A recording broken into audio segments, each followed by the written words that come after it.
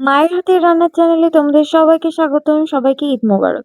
ঈদ উপলক্ষে মা আমাদের জন্য কি কি রান্না করলো সেটাই শেয়ার করব। ঈদ স্পেশাল চিকেন রোস্টের জন্য মা প্রথমেই চিকেনের মধ্যে লবণ ও শুকনো মরিচ দিয়ে ম্যারিনেট করে নেবে, আর দিয়ে দিচ্ছে লেবুর রস। সবকিছু খুব সুন্দর করে একসাথে মা মাখিয়ে নিয়েছে। লবণটা তোমরা তোমাদের স্বাদ মতো দিবে। আর এখানে মরিচের গুঁড়া ব্যবহার করেছে 8 টেবিল চামচের মতো। কড়াইতে সাদা তেল গরম করে মা চিকেন গুলোকে খুব সুন্দর করে এপিট টিপিট উল্টিয়ে গোল্ডেন করে ভেজে নিচ্ছে। দেখো কি সুন্দর এসছে না কালারটা। চিকেন ফ্রাই হয়ে গেলে সেই তেলের মধ্যে মা দিয়ে দিল এলাচ, দারচিনি ফোড়ন। এরপর মা দিয়ে দিবে তেজপাতা। তারপর সামান্য পেঁয়াজ দিয়ে এটাকে খুব সুন্দর করে গোল্ডেন করে ভেজে নেবে। এর মধ্যে মা দিয়ে দিল পেঁয়াজ রসুন বাটা। এখানে পেঁয়াজ বাটা রয়েছে 2 কাপস, আর রসুন বাটা রয়েছে 2 টেবিল চামচের মতো। এখানে মা 1 টেবিল চামচের মতো আদা বাটা দিয়ে সুন্দর করে কষিয়ে তার মধ্যে দিয়ে দিল 1 চামচ ধনিয়া গুঁড়ো আর সামান্য মরিচের গুঁড়ো। এরপর 1 চামচ জিরে গুঁড়ো দিয়ে সুন্দর করে মশলাকে কষিয়ে নিচ্ছে। এরপর মা এখানে 1 টেবিল চামচের মতো রোস্টের স্পেশাল মশলা দিয়ে দেবে।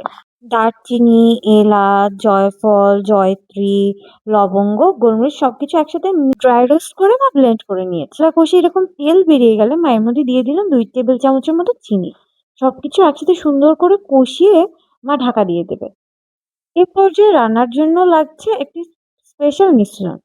এর জন্য লাগছে বাদাম বাটা, টমেটো সস, টক দই, ঘি আর লাল মরিচের গুঁড়ো। মা একটা পাত্রে প্রথমেই নিয়ে নিচ্ছে এই 3 টেবিল চামচের মতো টক দই। এরপর এটাকে খুব সুন্দর করে মা ফেটিয়ে নিচ্ছে। এরপরে মা এর মধ্যে 4 টেবিল চামচের মতো বাদাম বাটা অ্যাড করে দিল। তোমরা পছন্দের যে কোনো বাদাম ব্যবহার করতে পারো।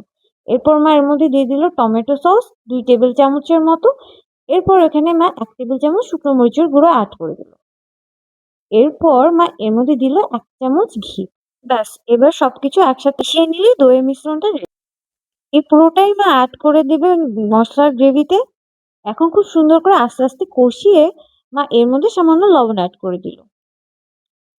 দেখো কি সুন্দর কিন্তু আস্তে আস্তে তেল ছেড়ে দিচ্ছে মশলার থেকে। যখন মশলাটা পুরো কষা হয়ে যাবে আর এরকম তেল ছেড়ে দেবে, সে পর্যায়ে ফ্রাইড চিকেন গুলো দিয়ে দিতে হবে। চিকেন দিয়ে বেশ কিছুক্ষণ কষিয়ে নিলে আমাদের রান্না কিন্তু ব্যাস অর্ধেকটা শেষ হয়ে গেছে।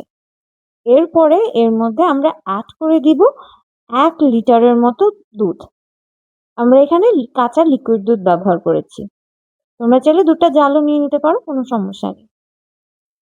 এরপর এটাকে বেশ কিছুক্ষণ জাল করে দিতে হবে। ঝোলটা যখন টেনে ঠিক হয়ে আসবে, আমাদের রোস্টটা কিন্তু প্রায় রেডি হয়ে গেছে। সে পর্যায়ে দিয়ে মা অ্যাড করে দিল কাঁচামরিচ, পেঁয়াজ বেরেস্তা আর ঘি।